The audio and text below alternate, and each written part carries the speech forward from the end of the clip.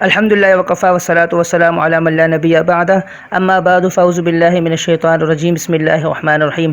خلاصہ قرآن رمضان المبارک میں یہ ایک عظیم تحفہ ہے۔ خلاصہ قرآن بعد نماز تراویح بعض مساجد میں ہوتی ہے، لیکن سامعین پورا دن روزہ رکھتے ہیں، پھر تراویح پڑھتے ہیں رات میں، پھر تھکاوٹ اتنی ہوتی ہے کہ خلاصہ قرآن سننے کی ان میں استطاعت نہیں ہوتی۔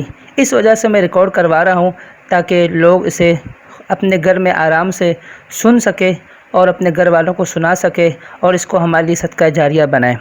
پوائنٹ نمبر 1، نیکی جو اللہ کو پسند ہے۔ سورہ آل عمران آیت نمبر 92۔ اللہ تعالیٰ نے فرمایا لن تنالوا البر حتى تنفقوا مما تحبون، کہ تم ہرگز نیکی کو نہیں حاصل کر سکتے یہاں تک کہ تم وہ چیز خرچ کرو جس سے تم محبت کرتے ہو۔ یعنی جب تک اپنی محبوب ترین چیز اللہ کی راہ میں ہم خرچ نہیں کریں گے، ہم کوئی نیکی کو حاصل نہیں کر سکتے۔ حضرت انس رضی اللہ تعالیٰ عنہ سے روایت ہے کہ ابو طلحہ انصاری رضی اللہ تعالیٰ عنہ رسول اللہ صلی اللہ علیہ وسلم کی خدمت میں حاضر ہوئے اور عرض کیا آپ صلی اللہ علیہ وسلم، میری جائیداد میں سب سے زیادہ جو محبوب چیز ہے وہ ہے بیروہا نامی باغ۔ فرمایا کہ میں اسے صدقہ کرنا چاہتا ہوں کیونکہ میں نے اللہ تعالیٰ کا فرمان سن لیا ہے، آپ جو چاہیں فیصلہ کر لیں۔ صحیح بخاری کے اندر یہ حدیث موجود ہے۔ آج ہم ردی چیزیں خرچ کرتے ہیں تو ہمیں ردی چیزیں خرچ نہیں کرنی چاہیے، تو ہمیں اپنی محبوب ترین چیز اللہ رب العالمین کی راہ میں خرچ کرنی چاہیے ہے۔ پوائنٹ نمبر 2، فضائل بیت اللہ اور مقام ابراہیم۔ سورہ آل عمران آیت نمبر 96 تا 97۔ اللہ تعالیٰ نے فرمایا ان اول بیت وضع للناس للذی ببکۃ مبارکا وہدی للعالمین۔ فرمایا سب سے پہلا گھر جو بنایا گیا ہے تو وہ مکہ مکرمہ میں بیت اللہ ہے۔ ابو ذر غفاری رضی اللہ تعالیٰ عنہ بیان کرتے ہیں کہ میں نے رسول اللہ صلی اللہ علیہ وسلم سے سوال کیا روئے زمین پر سب سے پہلے کون سی مسجد بنائی گئی؟ تو رسول اللہ صلی اللہ علیہ وسلم نے فرمایا مسجد حرام۔ پھر میں نے فرمایا اس کے بعد فرمایا مسجد اقصیٰ۔ صحیح بخاری کے اندر یہ حدیث موجود ہے۔ تو روئے زمین پر سب سے پہلی جو مسجد ہے وہ بیت اللہ ہے اور اس کی بہت زیادہ فضیلت ہے۔ اور اسی طرح مقام ابراہیم، اللہ تعالیٰ نے فرمایا واتخذوا من مقام ابراہیم مصلی، کہ تم مقام ابراہیم کو نماز کی جگہ بناؤ۔ عمر رضی اللہ تعالیٰ عنہ کی خواہش تھی کاش کہ مقام ابراہیم کو نماز کی جگہ بنا لی جائے۔ اللہ رب العالمین نے ان کی خواہش کو پوری کی، مقام ابراہیم کو نماز کی جگہ بنا دی۔ جب بھی کوئی حاجی حج کرتا ہے، عمرہ کرتا ہے، تو طواف کے بعد اس کو مقام ابراہیم پر 2 رکعت نفل کے ادا کرنے ہوتے ہیں۔ تو مقام ابراہیم علیہ السلام کے پاؤں مبارک کے نشان موجود ہے۔ پوائنٹ نمبر 3، اتحاد اور اتفاق اللہ کی عظیم نعمت ہے۔ سورہ آل عمران آیت نمبر 63 ہے۔ اللہ تعالیٰ نے فرمایا وَاعْتَصِمُوا بِحَبْلِ اللَّهِ جَمِيعًا وَلَا تَفَرَّقُوا وَاذْكُرُوا نِعْمَةَ اللَّهِ عَلَيْكُمْ إِذْ كُنْتُمْ أَعْدَاءً فَأَلَّفَ بَيْنَ قُلُوبِكُمْ فَأَصْبَحْتُمْ بِنِعْمَتِهِ إِخْوَانًا۔ فرمایا کہ تم اللہ کی رسی کو سب اکٹھے ہو کر مضبوطی سے تھام لو اور فرقہ واریت نہ کرو۔ اور فرمایا کہ تم یاد کرو اس وقت کہ جب تم دشمن تھے، اللہ رب العالمین نے تم سب کو اپنے نعمت سے بھائی بھائی کر دیا۔ اسلام سے قبل اوس اور خزرج نہیں بلکہ تمام عرب کفر اور شرک باہمی عداوتوں میں مبتلا تھے، اسی کو یہاں آگ کے گھڑے سے تعبیر کیا ہے۔ رسول اللہ صلی اللہ علیہ وسلم نے فرمایا المسلم اخو المسلم، مسلمان کا بھائی ہے۔ اللہ تعالیٰ نے سورہ حجرات میں فرمایا انما المؤمنون اخوہ، مومن آپس میں بھائی ہے۔ رسول اللہ صلی اللہ علیہ وسلم ہجرت مدینہ کے بعد سب سے پہلے مدینہ آ کر صحابہ کرام رضوان اللہ اجمعین کے درمیان اخوت قائم کی۔ تو ہمیں بھی چاہیے کہ ہم فرقہ واریت کو چھوڑیں، اللہ اس کے رسول کی بات مانیں، اللہ رب العالمین کی ہی حکم کو بجا لائیں، رسول اللہ صلی اللہ علیہ وسلم کی اتباع کریں، اور اسی میں ہمارے لیے کامیابی ہے۔ پوائنٹ نمبر 4، امت محمدیہ کا مقام اور ان کی ذمہ داری۔ سورہ آل عمران آیت نمبر 110 ہے۔ اللہ تعالیٰ نے فرمایا کنتم خیر امہ اخرجت للناس، تم بہترین امت ہو جو لوگوں کے لیے نکالے گئے ہو، جن کے نکالنے کا مقصد لوگوں کو فائدہ پہنچانا ہے۔ رسول اللہ صلی اللہ علیہ وسلم نے فرمایا کہ من رأى منکم منکرا فلیغیر بیدہ، جو تم میں سے کسی کو منکر کام کو دیکھے تو وہ اسے اپنے ہاتھ سے روکے، ہاتھ سے نہیں روک سکتا زبان سے روکے، زبان سے نہیں روک سکتا دل میں اس کو برا جانے، وذالک اضعف الایمان، اور یہ ایمان کا سب سے کم ترین درجہ ہے۔ تو اللہ تعالیٰ نے فرمایا تم لوگوں کے فائدے کے لیے نکالے گئے، اس لیے کہ تم ان کو نیکی کا حکم دیتے ہو، برائی سے روکتے ہو، اور تم لوگوں کو بھلائی کی طرف لاتے ہو، تأمرون بالمعروف وتنہون عن المنکر وتؤمنون باللہ، لوگوں کو نیکی کا حکم دیتے ہو، برائی سے بھی روکتے ہو، اور تم اللہ پر ایمان لاتے ہو۔ ابو ہریرہ رضی اللہ تعالی عنہ اس آیات کی ہی تفسیر بیان کرتے ہوئے فرمایا، تم لوگوں کے حق میں تمام لوگوں سے بہتر ہو، ان کی گردنوں میں زنجیریں ڈال کر لاتے ہو حتیٰ کہ وہ اسلام میں داخل ہو جاتے ہیں۔ صحیح بخاری۔ تو ہمیں لوگوں کو نیکی کا حکم دینا چاہیے اور لوگوں کو برائی سے روکنے کی کوشش کرنی چاہیے۔ پوائنٹ نمبر 5، غزوہ احد کا ایک عظیم سانحہ، سورہ آل عمران آیت نمبر 140۔ غزوہ احد 3 ہجری میں پیش آیا۔ کافروں کی تعداد 3000، مسلمانوں کی تعداد 1000 تھی۔ مسلمانوں کے 1000 تعداد میں سے 300 عبداللہ بن ابی کے ساتھ چلے گئے تھے، باقی رہ گئے مسلمانوں کی تعداد 700۔ مسلمان ابتدا میں بھاری تھے، مسلمانوں کا پلہ بھاری رہا تھا، مگر رسول اللہ صلی اللہ علیہ وسلم کی وصیت جو صحابہ کرام رضوان اللہ علیہم اجمعین کو کی تھی کہ تم اس پہاڑ پر موجود رہو، 50 صحابہ کا جو تعین کیا تھا احد پہاڑ کے اوپر کہ جب تک میرا حکم نہ ہو تم نیچے نہ آنا، لیکن مسلمانوں نے دیکھا کہ جو پہاڑ پر جن کو تعین کیا گیا تھا کہ کافر بھاگ چکے، مشرک بھاگ چکے ہیں، ہمیں فتح ہو چکی ہے، ہمیں نیچے جانا چاہیے، ان میں سے بعض اتر گئے تھے اور کچھ لوگ وہاں رہ گئے تھے۔ تو جب وہ بعض ان میں سے اترے تو مشرکین پیچھے سے آ کر، پہاڑ کے پیچھے سے آ کر جو پہاڑ کے درے پر موجود تھے ان کو بھی شہید کر دیا اور مسلمانوں پر ان کا پلہ حاوی ہو گیا۔ تو ان میں ایک سانحہ یہ پیش آیا کہ شیطان نے رسول اللہ صلی اللہ علیہ وسلم کی وفات کی افواہ پھیلا دی کہ رسول اللہ صلی اللہ علیہ وسلم فوت ہو چکے ہیں۔ تو صحابہ کرام رضوان اللہ علیہم اجمعین نے ہتھیار پھینک دیے، تو صحابہ کرام رضوان اللہ علیہم اجمعین پریشان ہو گئے۔ تو ان کی اس پریشانی کو دیکھ کر مشرکین ہنسنے لگے، انہوں نے بہت ساری باتیں کی، منافقین نے طعن و تشریح شروع کر دیے تھے۔ اس پر یہ آیت کریمہ نازل ہوئی، وما محمد الا رسول قد خلت من قبلہ الرسول، کہ رسول اللہ صلی اللہ علیہ وسلم سے پہلے جتنے بھی رسول ہیں وہ سارے گزر گئے، اگر رسول اللہ صلی اللہ علیہ وسلم فوت ہو جائیں یا ان کو شہید کر دیا جائے کیا تم اپنے ایڑیوں کے بل دین سے پھر جاؤ گے؟ تو یہ آیت کریمہ نازل ہوئے۔ اس کے بعد رسول اللہ صلی اللہ علیہ وسلم کے ایک صحابی انس بن نضر رضی اللہ تعالیٰ عنہ گزرتے ہیں اور کہتے ہیں کہ تم نے کیا ہتھیار پھینکے جس لیے رسول اللہ صلی اللہ علیہ وسلم فوت ہوئے، شہید کر دیے گئے، تو تمہیں بھی اسی کے لیے لڑنا چاہیے۔ تو صحابہ کرام رضوان اللہ اجمعین دوبارہ کھڑے ہوئے اور صفیں بنا کر جنگ لڑنا شروع کر دی۔ آپ صلی اللہ علیہ وسلم کے وفات کے موقع پر بھی ابو بکر رضی اللہ تعالیٰ عنہ نے انہی آیات کریمہ کی تلاوت کی تھی۔ جب ابو بکر رضی اللہ تعالیٰ عنہ نے دیکھا کہ حضرت عمر رضی اللہ تعالیٰ عنہ اللہ کے نبی صلی اللہ علیہ وسلم کی وفات پر یقین نہیں کر رہے تو انہی آیتوں کو تلاوت کی تھی، اور سارے صحابہ کو یقین ہو گیا تھا کہ رسول اللہ صلی اللہ علیہ وسلم اب دنیا میں نہیں رہے۔ تو یہ ان لوگوں کے لیے سبق ہے جو یہ سمجھتے ہیں کہ رسول اللہ صلی اللہ علیہ وسلم عارضی طور کے لیے دنیا سے گئے، یا وہ یہ کہتے ہیں کہ رسول اللہ صلی اللہ علیہ وسلم فوت نہیں ہوئے، رسول اللہ صلی اللہ علیہ وسلم فوت ہو چکے ہیں۔ اللہ تعالیٰ نے فرمایا انک میت و انہم میتون، اے پیغمبر آپ کو بھی فوت ہونا ہے، لوگوں کو بھی فوت ہونا ہے۔ اب رسول اللہ صلی اللہ علیہ وسلم کا جو کام تھا وہ ہمیں کرنا ہے، ہمیں لوگوں کو دین پہنچانا ہے، ہمیں لوگوں کو نیکی کا حکم دینا ہے، برائی سے روکنا ہے۔ پوائنٹ نمبر 6، آپ صلی اللہ علیہ وسلم کا اخلاق اور باہمی مشورے کا حکم، سورہ آل عمران آیت نمبر 159۔ اللہ تعالیٰ نے فرمایا فبما رحمت من اللہ لنت لہم، کہ اللہ کی رحمت کے سبب ہی آپ ان کے لیے نرم ہو چکے ہیں۔ وَلَوْ كُنْتَ فَظًّا غَلِيظَ الْقَلْبِ، اگر آپ زبان کے سخت ہوتے یا دل کے سخت ہوتے تو صحابہ کرام آپ کے ارد گرد سے منتشر ہو جاتے۔ احد کے دن مسلمانوں نے خوفناک غلطی کی اور میدان چھوڑ کر فرار اختیار کیا۔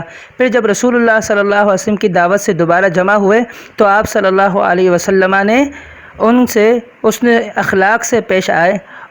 یہ حوالہ تفسیر قرطبی کے اندر موجود ہے۔ تو اس پر یہ آیت کریمہ نازل ہوئی۔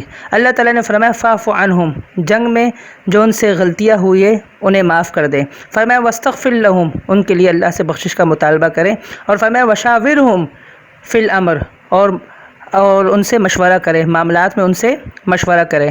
رسول اللہ صلی اللہ علیہ وسلم صحابہ کرام رضوان اللہ علیہم اجمعین سے مشورہ کیا کرتے تھے۔ جنگ خندق میں رسول اللہ صلی اللہ علیہ وسلم نے مشورہ مانگا تو آپ علیہ الصلوۃ والسلام کے ایک صحابی سلمان فارسی رضی اللہ تعالیٰ عنہ نے خندق کھودنے کا مشورہ دیا تھا، پھر اسی پر رسول اللہ صلی اللہ علیہ وسلم نے صحابہ کرام کو خندق کھودنے کا حکم دیا تھا۔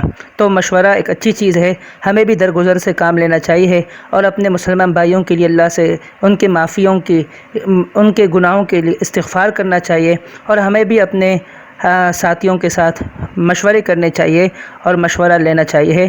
یہ رسول اللہ صلی اللہ علیہ وسلم کی سنت سے ثابت ہے۔ پوائنٹ نمبر 7، بعثت محمد رسول اللہ صلی اللہ علیہ وسلم مومنوں پر اللہ کا احسان عظیم ہے۔ سورہ آل عمران آیت نمبر 164، اللہ تعالیٰ فرماتا ہے لقد من اللہ علی المؤمنین اذ بعث فیہم رسولا منہم یتلو علیہم آیاتہ، فرمایا یقینا اللہ نے مومنوں پر بڑا احسان کیا کہ انہی میں سے ایک پیغمبر کا انتخاب کیا۔ فرمایا رسول اللہ صلی اللہ علیہ وسلم کے کام یہ ہے یتلو علیہم آیاتی، نمبر 1 وہ اللہ تعالیٰ کی آیتوں کی ان پر تلاوت کرتا ہے، نمبر 2 ویزکیہم ان کو گناہوں سے پاک کرتا ہے، نمبر 3 ویعلمہم الکتاب ان کو کتاب یعنی قرآن مجید کی تعلیم دیتا ہے، نمبر 4 والحکمہ ان کو حکمت کی تعلیم دیتا ہے۔ حکمت سے مراد حدیث ہے۔ تو رسول اللہ صلی اللہ علیہ وسلم نے دین ہمیں پہنچا دیا ہے۔ رسول اللہ صلی اللہ علیہ وسلم نے حجۃ الوداع کے موقع پر صحابہ سے پوچھا کیا میں نے تمہیں دین نہیں پہنچایا؟ صحابہ نے کہا بلا کیوں نہیں، آپ نے ہمیں دین پہنچا دیا ہے۔ رسول اللہ صلی اللہ علیہ وسلم نے اپنی انگلی مبارک آسمان کی طرف کی اور فرمایا الا اشہد، اے اللہ تو گواہ ہو جا کہ میں نے ان تک دین پہنچا دیا ہے۔ اب رسول اللہ صلی اللہ علیہ وسلم نے دین مکمل پہنچا دیا ہے، اب اس کے بعد کوئی اس میں کسی قسم کی کمی ذاتی کرنے کی گنجائش نہیں ہے، اور جو اس میں کمی اور ذاتی کرے گا وہ خود ہی گنہگار ہوگا۔ تو ہمیں اللہ رب العالمین کے بھیجے ہوئے دین پر عمل کرنا چاہیے، رسول اللہ صلی اللہ علیہ وسلم کی اتباع کرنی چاہیے، اور وہ لوگ جو کہتے ہیں کہ رسول اللہ صلی اللہ علیہ وسلم نے دین مکمل نہیں پہنچا، اس میں کوئی کمی رہ گئی تھی، ہمیں ان لوگوں کے عقیدے کی اصلاح کرنی چاہیے۔ پوائنٹ نمبر 8، اسلام میں 4 شادیوں کا جواز اور شرائط، سورہ نساء آیت نمبر 3، اللہ تعالیٰ نے فرمایا وَإِنْ خِفْتُمْ أَلَّا تُقْسِطُوا فِي الْيَتَامَىٰ، کہ اگر تمہیں ڈر ہو کہ تم یتیموں کے ساتھ انصاف نہیں کر سکو گے تو ٹھیک ہے، تمہیں جو عورتیں پسند ہیں تم ان میں سے نکاح کرو، 2 چاہے نکاح کرو، 3 چاہے یا 4۔ ایک کا تذکرہ نہیں کیا پہلے اس لیے کہ ایک تو ایک عام بات ہے، فرمایا 2 چاہے 3 چاہے 4 چاہے بھی تم کر سکتے ہو۔ فرمایا اگر تم انصاف کر سکتے ہو، اگر انصاف نہیں کر سکتے ہو تو ایک ہی تمہارے لیے کافی ہے۔ تو شادی کرنا اس کی پہلی شرط یہ کہ انصاف ہو، انصاف بہت زیادہ لازمی ہے، عدل اور انصاف سے کام لے۔ یہ نہیں کہ ایک سے زائد شادی ہو، 2 شادیاں کرے، 2 بیویاں رکھے، ایک کی طرف زیادہ مائل ہو دوسرے کی طرف کم مائل ہو۔ رسول اللہ صلی اللہ علیہ وسلم فرمایا جو شخص 2 بیویاں رکھتا ہے، ایک کی طرف زیادہ مائل ہوتا ہے دوسرے کی طرف کم مائل ہوتا ہے، قیامت کے دن آئے گا اس حال میں کہ اس کا بائیں جانب جھکا ہوا ہوگا، یعنی اس کو فالج ہوگا۔ اللہ رب العالمین ہمیں اس طرح بے انصافی کرنے سے محفوظ رکھے۔ اس آیت سے دلیل لیتے ہوئے ابن عباس اور جمہور علماء نے لکھا ہے کہ ایک شخص کے لیے بیک وقت 4 سے زیادہ بیویاں اپنے حرم میں یعنی اپنے نکاح میں رکھنا جائز نہیں، یہ صرف رسول اللہ صلی اللہ علیہ وسلم کا خاصہ تھا۔ ابن کثیر رحمۃ اللہ علیہ فرماتے ہیں کہ شافعی نے فرمایا اس پر علماء کا اجماع ہے، یعنی امام شافعی کا یہ جو فتویٰ ہے کہ 4 سے زیادہ ایک وقت میں ایک مرد بیویاں نہیں رکھ سکتا، فرمایا اس پر اجماع ہے علماء کا۔ غیلان بن ثقفی رضی اللہ تعالیٰ عنہ فرماتے ہیں کہ جب وہ مسلمان ہوئے تو انہوں نے اپنے نکاح میں 10 عورتیں رکھے تھے۔ رسول اللہ صلی اللہ علیہ وسلم فرمایا آپ ان میں سے جسے چاہے 4 رکھ لیں اور باقی 6 کو آپ طلاق دے دیں، چھوڑ دیں۔ پوائنٹ نمبر 9، عورتوں کا حق مہر، سورہ نساء آیت نمبر 4، اللہ تعالیٰ نے فرمایا وَآتُوا النِّسَاءَ صَدُقَاتِهِنَّ نِحْلَةً، تم خوشی سے عورتوں کا حق مہر ادا کرو۔ دور جاہلیت میں عورتوں کا حق مہر خود مرد حضرات کھا لیا کرتے تھے، اس کو اڑپ کیا کرتے تھے، اس لیے اللہ تعالیٰ نے اس جاہلیت کے اس عمل سے منع فرمایا۔ ہاں اگر عورت خوشی سے اپنا حق مہر میں سے کچھ معاف کر دے یا پورا ہی معاف کر لے تو وہ معاف کر سکتی ہے، یہ تو پھر مرد کے لیے جائز ہے، ورنہ مرد جو ہے خود ضد کر کے عورت سے حق مہر معاف کرائے تو یہ اس کے لیے درست نہیں ہوگا۔ مہر طاقت کے مطابق ہوگا، اللہ تعالیٰ نے فرمایا کہ غریب اپنے طاقت کے مطابق اور موسی صاحب وسعت والا تو وہ اپنے طاقت کے مطابق دے۔ ہاں اگر کسی عورت کو رخصتی سے پہلے طلاق ہو جائے، یعنی رخصتی سے پہلے طلاق کا مطلب یہ ہے کہ اس کے ساتھ جماع صحیحہ اور اس کو چھونے سے پہلے طلاق دے دیں، تو اگر دیکھا جائے گا اگر حق مہر مقرر ہے تو عورت نصف حق مہر کا حقدار ہوگی، اگر حق مہر مقرر نہیں تھا تو خاوند پر کسی قسم کا مالی تاوان نہیں ہوگا۔ پوائنٹ نمبر 10، یتیموں کا مال کھانا پیٹ میں آگ بھرنا ہے۔ سورہ نساء آیت نمبر 16۔ اللہ تعالیٰ نے فرمایا ان الذین یاکلون اموال الیتامی ظلما انما یاکلون فی بطونہم نارا، بے شک جو لوگ یتیموں کا مال کھاتے ہیں وہ اپنے پیٹ میں آگ بھر رہے ہیں، ان قریب وہ بھڑکتی ہوئی آگ میں داخل ہو جائیں گے۔ اس میں یتیم کا مال ہڑپ کرنا اللہ تعالیٰ نے حرام قرار دیا ہے۔ رسول اللہ صلی اللہ علیہ وسلم فرمایا فاجتنبوا السبع الموبقات، کہ تم بچو 7 ہلاک ہونے والی چیزوں میں سے، ان میں سے ایک چیز جو انسان کو ہلاک کر کے رکھ دیتی ہے، ہلا کر رکھ دیتی ہے، وہ یتیم کے مال کو ہڑپ کرنا ہے۔ رسول اللہ صلی اللہ علیہ وسلم نے فرمایا انا وکافل الیتیم فی الجنۃ ھکذا، فرمایا میں اور یتیم کی کفالت کرنے والا جنت میں اس طرح قریب ہوں گے۔ اپنے ہاتھ کی دونوں انگلیوں کو اشارہ کر کر اور صحابہ کو بتایا، یعنی اس طرح کر جس طرح یہ 2 انگلیاں قریب ہے، اس طرح میں اور یتیم کی کفالت کرنے والے جنت میں قریب ہوں گے ایک دوسرے کے۔ تو ہمیں یتیموں کا سہارا بننا چاہیے، بجائے اس کے کہ ہم یتیموں کے مال کو ہڑپ کر اللہ تعالیٰ ہمیں چیز سے محفوظ رکھے۔ پوائنٹ نمبر 11، وراثت کے مسائل، سورہ نساء آیت نمبر 11۔ جابر رضی اللہ تعالیٰ عنہ بیمار تھے تو رسول اللہ صلی اللہ علیہ وسلم اور ابو بکر رضی اللہ تعالیٰ عنہ ان کی عیادت کے لیے تشریف لے گئے۔ تو جابر رضی اللہ تعالیٰ عنہ نے پھر رسول اللہ صلی اللہ علیہ وسلم سے پوچھا کہ میرے مال کا کیا ہوگا، اس کے وارث کون ہوگے، اس کو کیسے تقسیم کیا جائے گا۔ اس حوالے سے یہ آیت کریمہ آیت المیراث نازل ہوئی، صحیح بخاری میں روایت موجود ہے۔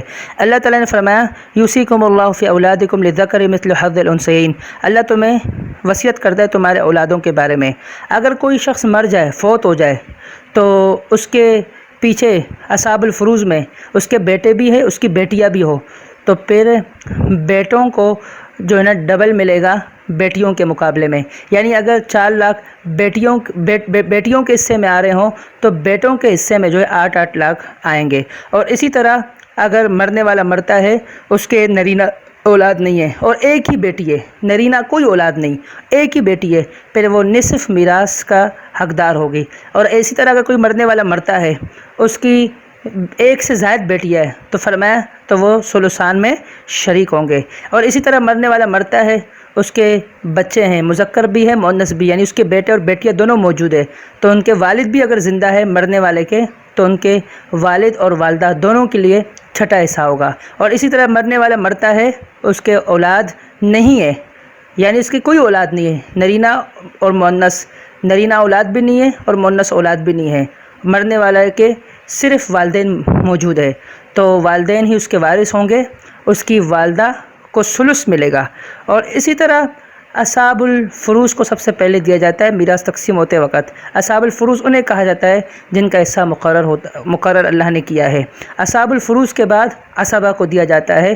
رسول اللہ صلی اللہ علیہ وسلم نے فرمایا الحق الفرائض باہلیہ فما بقی فلاولی لرجل ذکر، فرمایا کہ تم میراث کو، فرائض کو ان کے اہل تک پہنچاؤ، اور جو اس میں سے باقی رہے گا، فرمایا کہ سب سے زیادہ حقدار وہ ہوگا جو عصبہ ہو، اور عصبہ میں سے بھی جو مذکر ہو۔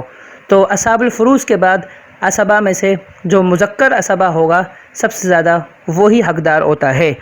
اسی طرح رسول اللہ صلی اللہ علیہ وسلم پر ایک الزام لگایا جاتا ہے، میں آپ کو بتاتے چلوں کہ یہ اس حکم سے رسول اللہ صلی اللہ علیہ وسلم کی اولاد مستثنیٰ ہے۔ رسول اللہ صلی اللہ علیہ وسلم فرمایا لا نورث ما ترکنا صدقہ، جس چیز کو ہم چھوڑیں گے تو وہ صدقہ ہوگا، اس کا وارث کوئی نہیں ہوگا۔ صحیح بخاری کے اندر یہ حدیث موجود ہے۔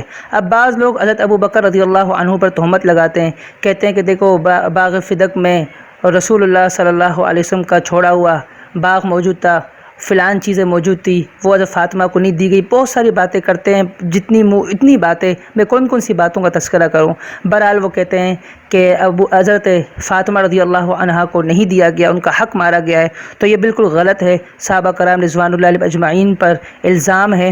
رسول اللہ صلی اللہ علیہ وسلم نے خود فرمایا کہ لا نورث ما ترکنا صدقہ، ہم جسے چھوڑیں گے وہ صدقہ ہوگا، اس کا کوئی وارث نہیں ہوگا۔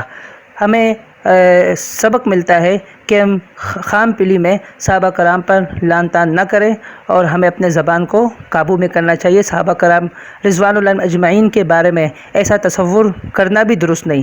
پوائنٹ نمبر 12، محرم عورتیں جن سے نکاح حرام ہے، سورہ نساء آیت نمبر 23۔ اللہ تعالیٰ فرمائے تمہاری ماں، تمہاری خالہ، تمہاری پھپھو، تمہاری بھانجی، تمہاری بھتیجی اور تمہاری ساس، ان سب سے نکاح حرام ہے۔ فرمایا اسی طرح تمہاری وہ بیوی، تمہاری وہ اس بیوی کی بیٹی جس سے تم نے دخول کیا ہے، جمع کیا ہے، اس کی بیٹی سے بھی نکاح جائز نہیں ہے۔ ہاں اگر اس کی بیٹی